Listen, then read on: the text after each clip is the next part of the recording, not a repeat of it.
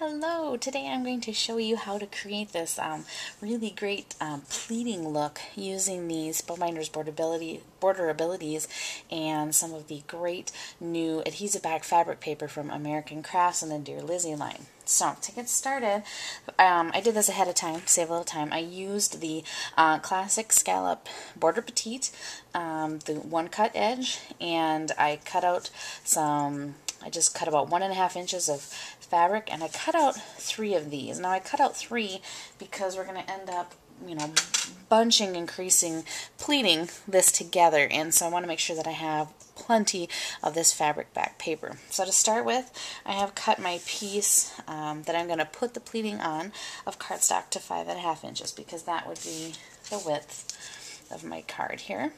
Okay, and you can see that I have 2 pieces of square pile tape on here. And the reason I did this is, yes, the fabric does have its own backing, but when you're pleating it to itself, and it doesn't have anything left to stick onto the paper. So we're going to do that. So I'm going to go ahead and I'm going to remove the backing of that. I'm going to go ahead and I'm going to start pleating. That was my cat. If you heard that, he was sleeping under my spot and just woke up. So I've taken the backing off of my fabric, and I'm going to start pleating. The cool thing is the scallops here make it really easy to pleat. So I'm going to go ahead, I'm going to put my first piece down, and what I'm going to do is I am just going to start bending this. And I'm just going to continue to bend this up on itself like so. And you can see I already have the first pleat started. See how easily that went down? I just love that. So I'm going to go ahead and I'm going to take the backing off my second piece of fabric, and all I'm going to do is I am going to, let's get this over, I'm just going to set this, try to line it up at the top of the pleat so it's not as noticeable. And once again, I'm going to go ahead and I'm going to pleat.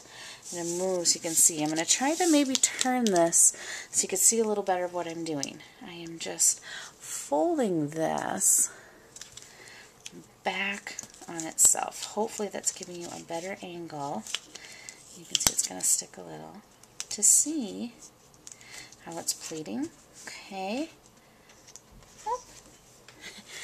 And there he is. You can see Mr. Milo in his film debut here. I'm going to put the last piece down, and this one, once again, I'm just going to line it up at the top of that pleat. And I'm going to go ahead. He's going to help here. You have to get down. Sorry about that. He's looking for some attention. Okay, and I'm just going to go ahead and I'm going to continue pleating. Now you can see, look, you can learn from my mistake. I got such good even pleating on this one that I actually could probably use one more piece. And what I would do is I would take, and I got an extra piece here and kind of show you what I would do. If I could get the paper off of it, you can just see. Well, isn't this video turning into an adventure? I would just take and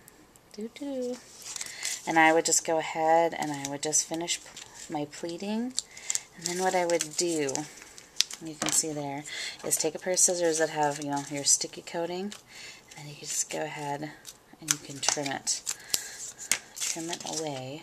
So now you're left with this pleating, which I think looks so cool, and I just love that. So then, once again, you can see the pleating on the card here, and just to cover up the little bit of the ends, I just use some buttons to kind of clean that up.